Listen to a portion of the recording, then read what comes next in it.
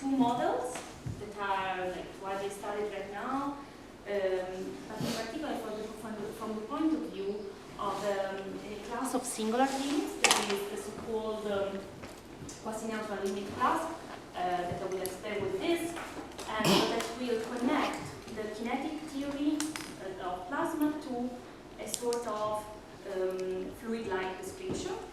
And to do that, I will explain how the question of stability enters into play, also when describing the singular limits.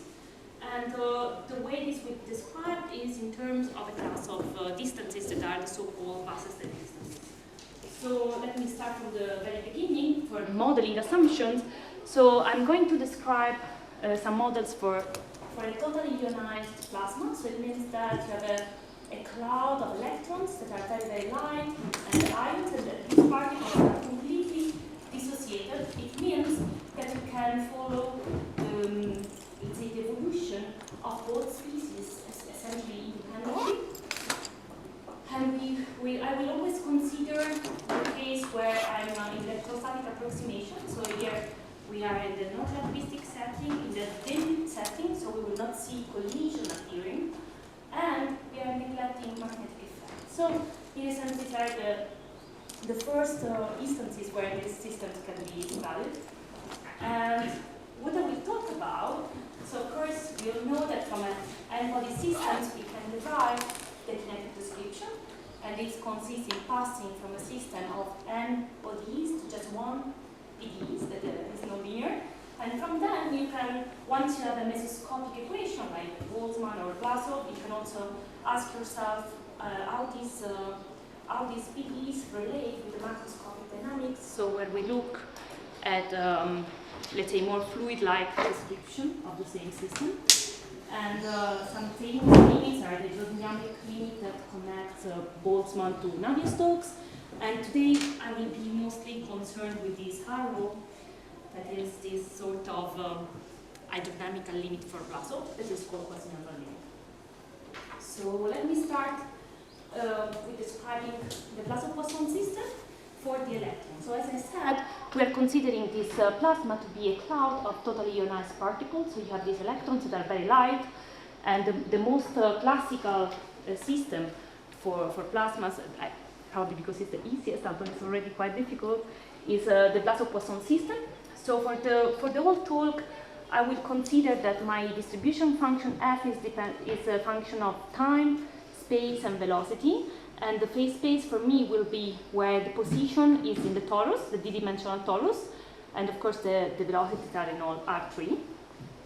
And okay, this PD models the evolution of the electrons in the plasmas, and so it means for us that we have a part that is just free transport, and then the acceleration comes through the electrostatic field. So the acceleration comes through this field E that depends only on the position, and it is generated by the electric density. So it's essentially only through the electrostatic potential. So we have a nonlinear system where the Laplacian of U, so U is the potential, is simply the potential generated by the density, rho minus 1. Let me just comment. Here the known of the system is F, but the coupling doesn't happen at the level of F, that is our distribution function, but it happens through rho, that is the density. So it is the integral of F in dV.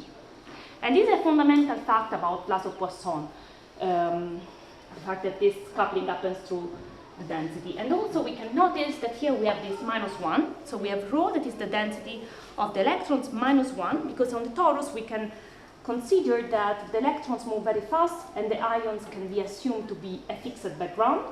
So 1 is the density of the ions. And this also is needed to make sense mathematically to this elliptic equation. Okay, and this is the model for the electrons. Today I would like to bring, let's say, to talk about several aspects of the theory for two systems, the system for electrons and the system for the ions, and to show how to make advancement in the system of the ions, and it is a bit more complicated. You also need to advance the theory for the system for electrons. So, okay, if instead of following the evolution of the electrons, one wants to be on the time scale of the ions, what happens is that since the electrons move very fast, on that time scale, the collisions become relevant. So the electrons collide and they immediately reach a Maxwell-Boltzmann equilibrium. So they reach a thermodynamical equilibrium.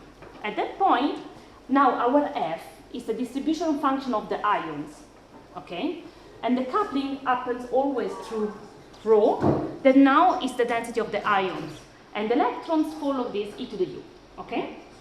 So the system is similar, but now instead of having a linear coupling, we have a nonlinear coupling with this exponential. But let's say those two models are supposed to have similarities, and we will see where they are. So, okay, this model was introduced in physics, and it is relevant for several applications, in particular concerning the dynamics of rarefied ionized gases, and also the expansion of plasma into vacuum. There is this group by a group led by Medvedev, who is doing a lot of experiments using the Ionic system. And the classical question one can ask are related to the well-posedness. Since I'm a big fan of well-posedness theory in general, I always start from the well-posedness. And then, of course, it comes to derivation from the underlying and particle systems. This is another very relevant open let's say, problem for this system. And also, we will see this singular limits. And okay, let me just start from explaining what the quasi-neutral limit is. So if we have in a big box or in torus this plasma, we can see that since it's totally ionized and it is highly conductive, every charge that you insert in this plasma is really neutralized, because suppose that you insert a big positive charge in your plasma, then you immediately have a shield of negatively charged particles that cover these positively charged particles, and so it means that the neutrality is immediately restored. And this is at a certain, let's say, observation scale. But if you zoom, so this means that overall the plasma is neutral. But if you zoom enough at the level of this shield that is called the bishielding, then inside the ball of radius, this Debye length, then you see the one particle dynamic happening, because then you don't see this anymore, and so then you don't have any more a plasma-like behavior. So this is also why, in general, in the physics literature, the quasi-neutrality is, and the fact that the Debye length is extremely small, is assumed in the very definition of what a plasma is, because otherwise it doesn't behave like a plasma. So, well, we usually look at the Plasma-Poisson or the Ionic Plasma-Poisson in completely adimensional variables, but if one wants to, let's say, to remember where this Debye length appears, we will see, okay, usually this Debye length is called lambda d, and this typical characteristic of a plasma that of course differs depending on which plasma you consider, and it is given by the square root of the permittivity in the vacuum, the Boltzmann constant, temperature divided by the number of particles in your species, and the charge. So it's also linked to the temperature of the plasma and the plasma you are considering, but it's usually extremely small with respect to the observation length. So if you take the ratio between this Debye length and the observation scale, then you have a parameter that, since we want to send to zero, we call it epsilon. That's what it is. And it happens that this epsilon appears in front of the Laplacian. Okay? And this quasi-neutral limit will exactly consist in understanding whether we can safely send this epsilon to zero. That is what physicists do often.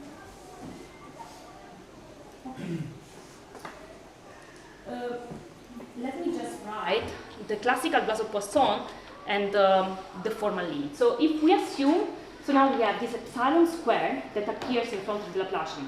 So you can already imagine that you cannot safely perform this limit, because in a sense it's like solving the Plasma-Poisson equation without the Poisson equation, in the sense that is what helps you with the regularity.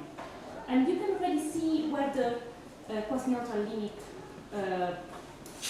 name comes from, because if you assume that you can pass to the limit strongly in everything, then you have that the Laplacian is 0, and then you have that rho is constantly equal to 1. So it means that the density of the electrons is constantly equal to the density of the ions everywhere. So you don't have anymore any charge imbalance. And then what is E? Now E is essentially a Lagrange multiplier that enforces that for all time this quasi-neutrality is maintained. Okay? And why this is called kinetic incompressible Euler? The first one noticing this link was Brenier. We will see it later.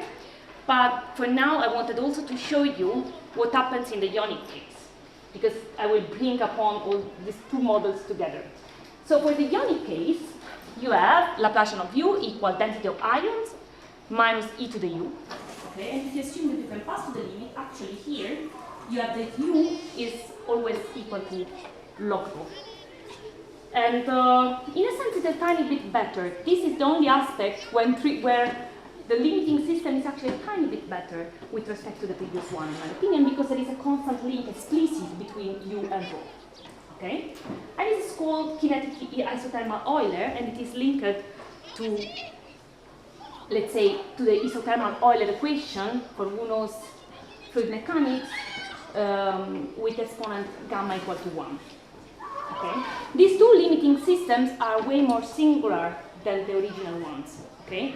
So in general, understanding whether you can pass from a more regular system to this quasi-neutral limit to these limiting systems should be a way also to prove local well-posedness for those systems. Because at the moment, apart from the local well-posedness that comes in this way, there is no well-posedness theorem for these equations. So in the first one of the two limit systems, yes. U is obtained how? U is Laplacian of u equal divergence integral v tensor v f dv. So it's essentially like a pressure in it's like a pressure. It's like a pressure. Okay. And I will show you, formally it's very easy to see, and this is exactly what I wanted to show you now. So the first person to notice this link between Plasma-Poisson and incompressible Euler was Brenier at the end of the, in the 90s.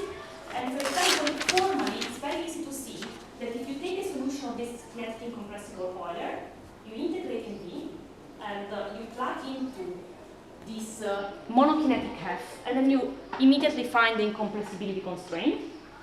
If you multiply by V, integrate in V, then if you plug into this monokinetic profile, you get exactly the incompressible Euler.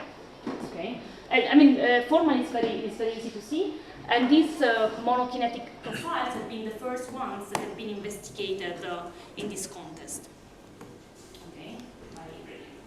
So there have been a lot of contribution from different perspectives of several people that are in the audience, like François.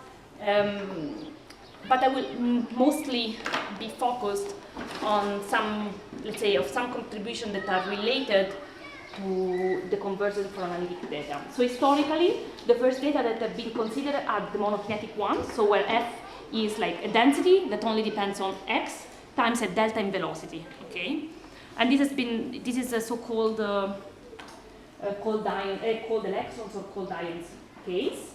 This has been then extended by Imas Moody in the early 2000s, but then there was Grenier, who used a multi-fluid approach. Imagine that you sum up infinitely many of these monokinetic profiles, and then he proved the validity of the quasi-neutral limit when you have essentially analytic initial data. Well, then there has been, let's say, a lot of study related to all the times where this limit can actually fail, because this limit is related to stability and instability of plasma. As I would say that plasma are most likely to be unstable than stable. And this is, so the known validity, so the counterexample to this quasi-neutral limit have been already predicted by Grenier, when you have, let's say, the two bump profiles or the so-called two-stream instability, and then also proved by Antoine and Maxime Auret, and I will come back on that. So there are several situations where this limit is actually false. So I will, my goal is to try to go beyond the analyticity framework, but so I will use the result by Grenier heavily as a base. And the idea is that I would like to construct a sequence of initial datum that have a part that satisfies this analytic result, that is very powerful, and then perturb it in some way. That's the idea. So what Grenier used is a multi-fluid description and introduced several norms that are like Fourier-based. And he says, okay, let's take some initial datum that are uniformly in epsilon, bounded, and the density is uniformly close to 1 at the initial time. Then, up to taking some correctors that are technical bit, the quasi-neutral limit holds true on a finite interval. Okay? So now the idea is how to perturb this result. And the way of doing that is adding a perturbation that is small in a certain topology. And this is where the Wasserstein distance are coming into play. Because Wasserstein distances are a family of distances between probability measures, many of you know that, that have been used a lot since the 70s to measure stability in kinetic theory. Because, okay, well, the definition is the one that you see, so it's essentially LP distance, but weighted against couplings that are probability measures in the product space that if you look at the projection in the first variable give you one of the two measure and the second variable gives you the other. So why this is particularly handy for kinetic theory is because, okay, well, they metrize the topology of weak star convergence of compact sets. So if you have convergence in Wasserstein, you have weak convergence, that is what we want. But also because they're very sensitive when dealing with atomic measures. And this is something that, in particular for mean field limit, has been proven to be very practical. Because, for example, if you have the total variation between two deltas, they either coincide and then the distance is 0, or even if they're very, very close, the distance is always constant. While instead, if you have the Wasserstein distance between two deltas, then the Wasserstein distance is exactly the distance of the supports. So this makes it particularly handy for these purposes. So what I started doing, well, let me anticipate that I will talk about a series of work that have been either done in collaboration with Daniel Akvan, that at the time was at the École Polytechnique when I was there a student and he introduced me to the problem, and now he's in Nantes. And then other results have been are in collaboration with Megan Griffin-Pickering, who is now at UCL. So well, with Daniel, what we did is that we started considering a sequence of initial datum that are a part, like a good part, G is the good part, the Grenier part that is analytic, and perturb it with something small in Wasserstein. And what we could say, well, if G satisfies all Grenier assumption, and this perturbation, H0, is small enough, then the quasi-neutral limit holds true. Okay, how small? Exponentially small in epsilon. Okay, and of course, the natural question is whether this assumption is reasonable or not. And the answer, I would say, is reasonable. Yes, it's reasonable because there are counterexamples that show you that if you have a perturbation that are only exponential, only polynomially small, in a norm as strong as you want, you have instability. And this is what was proved by Daniel Akvan and Maxime Auret, and already predicted by Grenier. So, well, I would say that we can be reasonably happy with the exponential smallness. But the first result that Daniel and I proved was just in 1D. And the Plasma-Poisson is an equation that is highly dimensional dependent due to the singularity in the Poisson coupling. So the first natural question is going to higher dimension, and the second natural question is extending it to a model for the ions. So, okay, in 2 and 3D, we had a very similar result, Daniel and I, but slightly more complicated because then we had to add some hypotheses related to the growth of the characteristics in velocity. And what we had is a double exponential smallness, okay, for Plasma-Poisson. Then, what about the Ionic case? Well, for the Ionic case, before even starting talking about quasi-neutral limit, in my opinion, we needed to have a solid well-posedness theory. That model has been widely studied in its linearized form. So instead of having e to the u, you have 1 plus u. Okay, and for that there were a lot of results. The first result for the full system with the exponential nonlinearity was proved by Bouchou in 91, where he proved the global existence of weak solution a la Arsenev. So it was a very important starting point. Then with Daniel, we proved the global existence of some solution in 1D. And in the same period, there have been a lot of advancement by Claude Bardos, François Goltz, Thomas Nguyen, Sentis, and now more recently by Flynn and Guo, describing like the rigorous derivation of this Maxwell-Boltzmann law. Okay, so then with Megan, we actually proved the global existence of strong solutions, matching the theory that is available for the electron case. Okay, and this was in a sense the starting point to be really able to treat the quasi-neutral limit, because the quasi-neutral limit is proved in a situation where you have both stability kind estimates and you have to understand the growth of the support in velocity that is intimately tied with having existence of solutions. So, well, with Megan we proved the existence of these solutions that actually give us, so under only very reasonable assumption on the having a moment decay at time 0, they give us solution that produce a density that is bounded. That is something that we are really interested in. So once we have that, we tried to extend the quasi-neutral limit theory to the Ionic case. And first it was with Daniel in the same paper of the electron case in 1D, we proved, of course, okay, well-posedness of the solution for the Ionic case and the quasi-neutral limit, but with this double exponential. Even in dimension 1, we had the double exponential. And at the time, we thought, in general, that we would always have had 2 exponential in the Ionic case, because one was essentially linked to the fact that the coupling is Laplacian of u equal rho minus e to the u. So that was the idea at the time. And with Megan, we did the 2 and 3 dimensional case, but for an initial datum that was very restrictive, because you have to take this envelope of 4 exponentials. And this is essentially because while you prove the result, at every step, you lose very easily. So this is also linked to what Laurent de Villette was explaining before, that it's very difficult in general to have estimates that are independent of parameters in singular limits regime. And so it's difficult to have estimates that are uniform in epsilon or anyhow that don't degenerate very badly. So well, this is what we had with Megan. And let me just now show the connection with the stability. So where the stability enters in this quasi-neutral limit proof. So this is just to show you where this appears. So in dimension 2 and 3, we want to use the stability of solution for Plasma-Poisson. So in 2006, Lepere proved uniqueness of solutions for Plasma-Poisson under the sole hypothesis that the density is in L infinity. Okay? So from that, it's very easy to deduce a stability estimate under the very same assumption.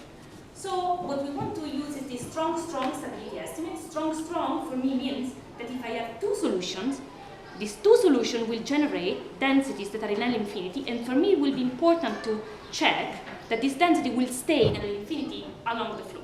This is a crucial part. So, well, we take F1 and F2 solution of Plasma-Poisson with density that are bounded, and then we do a sort of Gromwell in Wasserstein, and we have this logarithm appearing that comes from the fact that in this context, naturally, being E, the electric field generated by rho, E is naturally log Lipschitz field. So this is what you naturally expect in this proof, and you have this bound where you have this E to the log of E appearing. And you can already start imagining where this double exponential came from. Once was like what was expected, and the second exponential was coming from the fact that we were losing here, applying Lepere theorem. Then we apply this estimate with F1 being the good part of our initial datum and F2 being the all initial datum, so included the perturbation. We show the stability, and okay, of course, then there is another big step that consists in studying how the supporting velocity grows, because we want to prove that our density will actually stay in L infinity for all patterns. And then we apply Grenier. And so, well, thanks to this strategy, we can obtain the validity of the quasi-neutral limit for Plasma-Poisson in dimension 2 and 3 with the double exponential perturbation of analytic functions. And well, for BPME, we already to be able to be in the framework to apply Lepere estimates, we have to actually have estimates on the electric field that already lose exponentially. So we have this wrap of 4 exponential that means that every step of the proof we lose something. So now from this it came the idea that already for Plasma-Poisson, to get rid of this extra exponential, one has to improve the Lepere result. And this is where the new part comes. And the idea is to use some quantities that are linked to the Wasserstein distances, but they are not really the same. So I will refer to that like kinetic Wasserstein, because these quantities will reflect the fact that in many situations, for sure in kinetic theory, but in general, you have a flow in 2 variables, and the regularity that you have in one variable is maybe better than the one that you have in the other variable. So for example, Plasma-Poisson is a transport equation, so you can write the characteristic system, you can write the characteristic flow in position, you differentiate and you have the velocity. You write the characteristic flow in velocity, you differentiate and you have the electric field. And you can already imagine that the difficult part in the estimate is estimating the electric field, no? So the idea here is to penalize the part in position to gain some space to use in the more difficult part. And of course, I've not been the first one to have this idea. For example, it was already used in a paper by Lazzarovic, who was Peter Pickel's student, where he used it for mean field limit, and he added a lambda that was a number. It was logarithm of n. And already like that, he could have an improvement in the rates of the mean field limit. Then I used the same strategy with Megan in the mean field limit for the ions. And then the idea was like, okay, let's try to find a lambda, a penalization that moves up with the flow. And the idea is that, after all, the right lambda turned out to be modulus of logarithm of q. So it means that you have a non-linear quantity. You have q of t, and then inside this distance, you have, again, logarithm of q of t that penalize the position. Well, in the regime where the distance at time 0 between these two solutions is small, that is the interesting one for us, I can prove that this q is well-defined and differentiable, and I do a Gromwald-type argument on this quantity instead of doing it on the classical Wasserstein, and then I just use the fact that this quantity relates very well.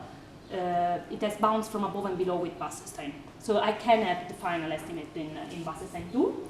And this is the estimate I get. That it looks a bit untransparent, but to let's say to explain what it is, it means that if I have two solutions that at time 0 are very close, let's say of delta, theta, where applying Lepere, they would be close for a time that is log theta.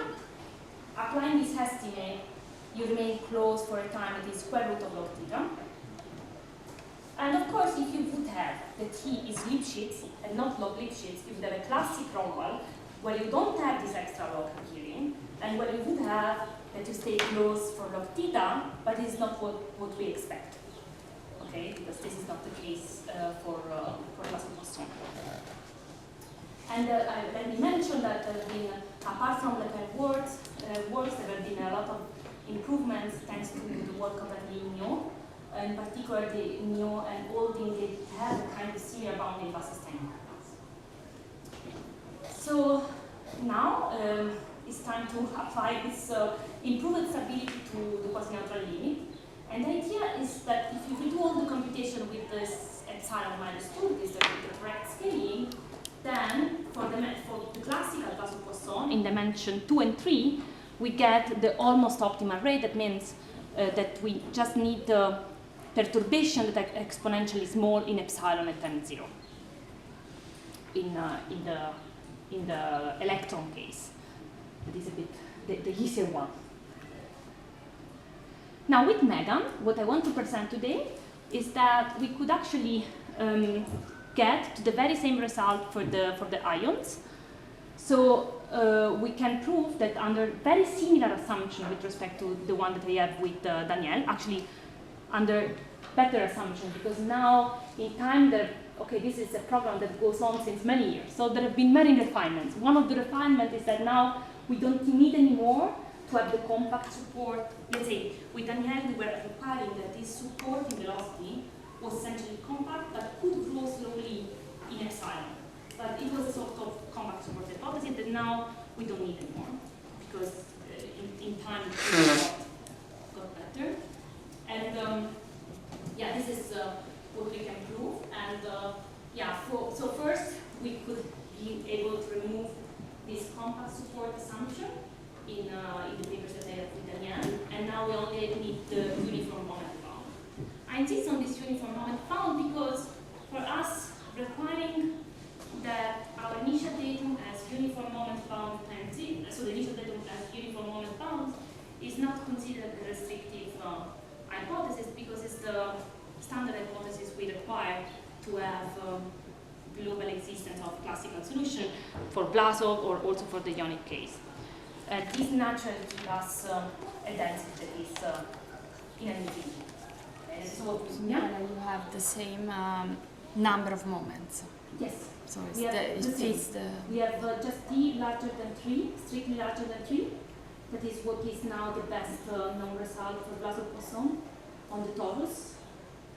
Because, okay, let me emphasize here that the quasi-neutral limit is generally studied on bounded domains, so on torus, because it's where the physics of the problem is relevant. On the other hand, the well-posedness theory on the torus is different with respect to the well-posedness theory of the whole space. It's more subtle, because on the torus you don't have any dispersive effect, and you have these trajectories that wrap around. So when they come closer, you have to understand what happens. So it was actually a very nice improvement, not due to us, but it was due to Pallard and to Chen and Chen that improved the well-posedness theory for Plasma-Poisson. And then we could match essentially what was done by them for the Ionic case. Actually, we refined it to be able to use it for proving this quasi-neutral limit, because that is also where all this optimization in epsilon happens, because the well-posedness theory is done with epsilon equal to 1, while we need estimates that behave well with respect to epsilon going to 0. That's the point. So, okay.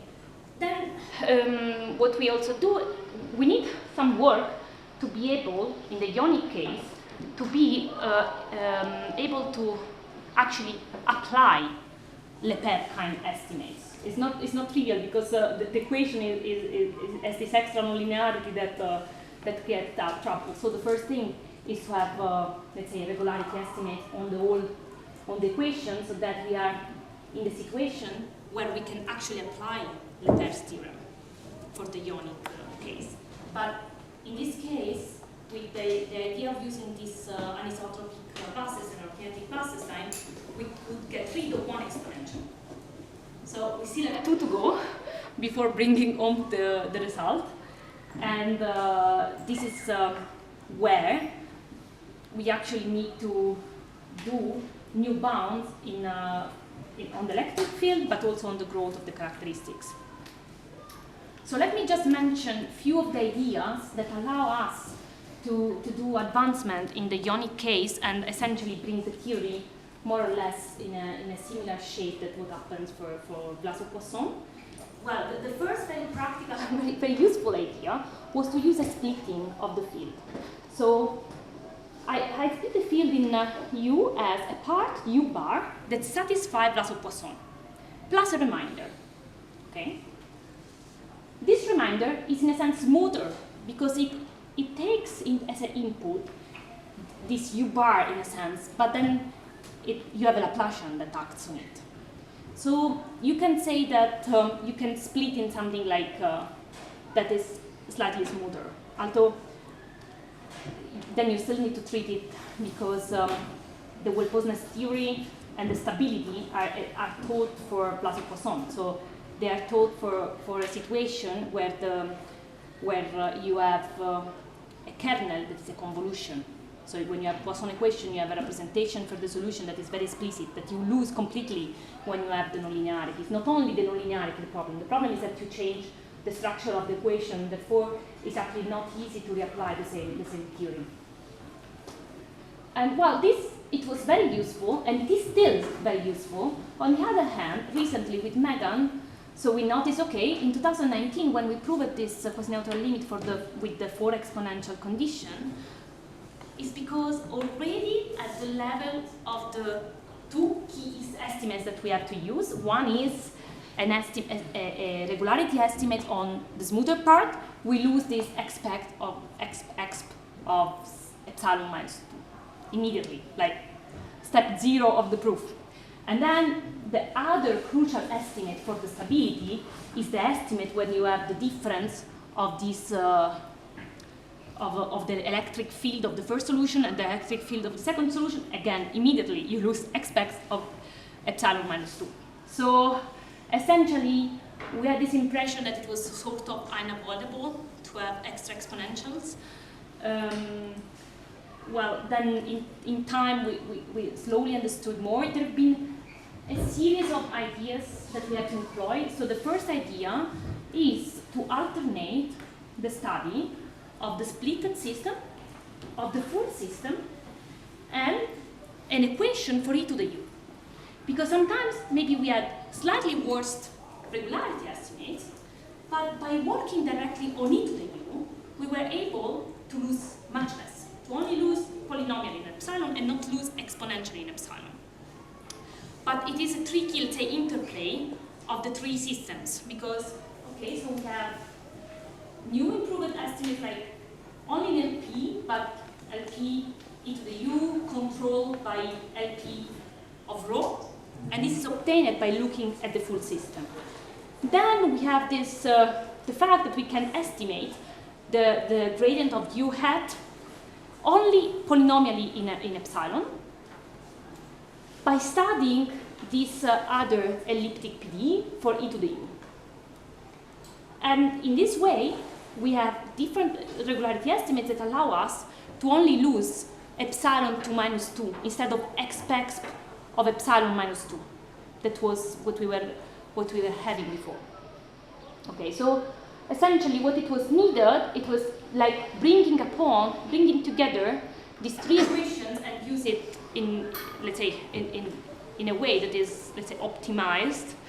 And then we had to refine the part on the well-Poisson's theory, because the well-Poisson's theory crucially relies on the fact that you have the representation of the electric field as a convolution. While here it's where the splitting comes handy, because essentially we use the classical well-Poisson's theory, and then we treat this perturbation using the splitting of the field, but we have to use all the regularity estimates that were coming studying not only the whole field, but also the equation for e to the u. And this was the way we optimized at the well-Poisson's, let's say, theory. So, okay, let me summarize. So, the idea is that for what concerns quasi-neutral limit, polynomial perturbations are not possible, but let's say exponential perturbation is what we have in various Wasserstein distances. So in dimension 1 for the Ionic case, we have this exponential that now is matched also for dimension 2 and 3. And what we have done with Megan in various, first with Danielle and then with Megan in various steps, is to bring the theory to essentially the same state. This beta that you see there accounts for the fact that the result is also in dimension 2 and 3, with slightly worse polynomial exponents in dimension 3. So I don't know In one case is 11, in the other is 30. I don't remember exactly, but this is you have a slightly different result because in general, looking at the growth of characteristics in velocity in 2 dimensions is much easier. You can do it by hand. You need less than what you need in dimension 3. That is really the critical case. And so yeah, that's essentially what I wanted to say. So.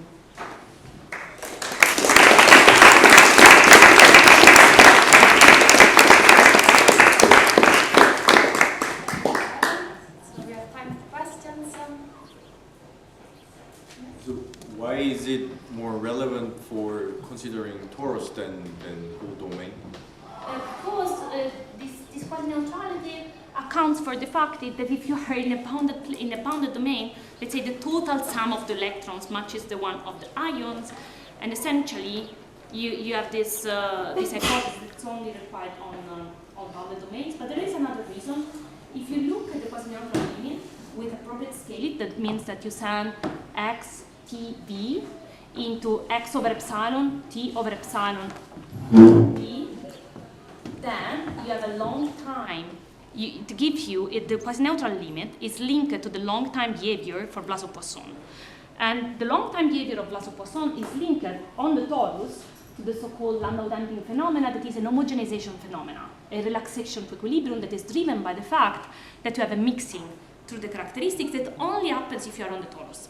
While if you are on the whole space, you have dispersion mechanisms, and so you don't have the Landau damping anymore. Now there are also results that shows that you essentially the relaxation to equilibrium is driven by dispersive estimates rather than mixing of the characteristics. So these two problems are intimately related. But suppose that you realize suppose that your ions, this background charge, is distributed in the whole space. For instance, I don't know, maybe some exponential to the minus x squared or whatnot, right? So how would that modify your strategy to prove quasi-neutrality in that case? Right, so in the whole space and some decaying profile for the ions? I don't know, because this problem was really stated in the context of, let's say, magnetically confined plasmas. So this is where physically it was introduced. No, of course. Yes. So I've not tried to see how anyhow, while Megan and I, we put our hand, we already have done the whole Poisson's theory also in all space. So now we are safe. So if we realize that we want to study the quasi-neutral limit on the whole space, we have to understand in which sense physically it makes sense, what is the right way to ask the question, and this is very interesting. But at least we have the Poisson's, and the stability works the same in the whole space,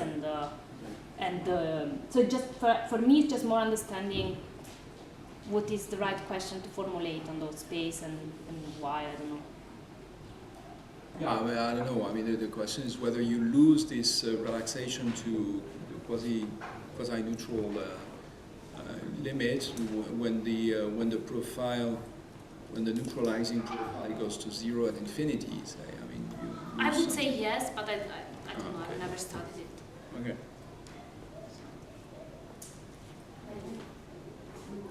In your kinetic Wasserstein, so there is this weight Yes. that is in terms of the energy itself. Is there any intuition on why this particular choice of weight in terms log of the energy itself? And also like how general... I tried, okay, in the paper actually there are different instances of where you can apply this modified Wasserstein distances. One is a much easier modification where you just modify the Wasserstein one distance along the flow. And for example, with that modification, you can already have improved estimates à la Dobrushin. Already with that simple modification that is not complicated at all. Then there is another ideal modification that was also studied by Samir Salem, applied to hypoquarcity. That means that if instead of having only x and v, you also consider the mixed term. So you have a parameter in front of the position, a parameter in front of the velocity, and then you have a mixed parameter that has to be smaller than the square root of the product of the two to control the terms. And with that new distance, that by the way is really a distance and is really equivalent to Wasserstein, you have improved improved rates of convergence in hypercursivity. Okay. So how general it is, I would say that it's pretty robust as a way of measuring this thing. But for me, the intuition of the logarithm was because it's the logarithm that I wanted to kill the square root of a logarithm. That it was what I thought was reasonable. And then I tried to optimize it. I think one can do better, tiny better, maybe. I don't know, have to logarithmic perturbation or something like this. On the other hand, you can write sort of buses and pieces. In the end of the paper, I will summarize the way you can actually write the distance out of this. So I would say it's pretty general because it doesn't even require that V is V. So it only requires that your flow in a variable is better than the other. It doesn't even require that you have a second order structure, but instead is what is required in the other proofs of stability. Other questions? We have one. So for the results, the infinity properties on the two spatial densities is twofold. So since your theory relies on the stability estimates, I was wondering whether you can relax on that using some sort of result like the one of the in which you don't have really an infinity, but actually this would make the result worse because we have a non-conditional result. We only ask at time 0 the decay of the moment. Okay. Yep. So for all these kind of results, you need so if you want something that generates a row that is in that class but doesn't fall into the exponential boundaries, you have one example. And by the way, we don't even have the example for the case, I believe. And also we need a data is possible to refer as soon as you take those examples and if you recurve it, you don't have it anymore. Okay. And I believe, what it means in practice is that you have to add hypotheses and then you use an estimate that is likely suboptimal because in the end you would have rho in an infinity. So the answer is if you add those results only under reasonable hypothesis on the initial datum, yes, of course it would be better Okay. to have that.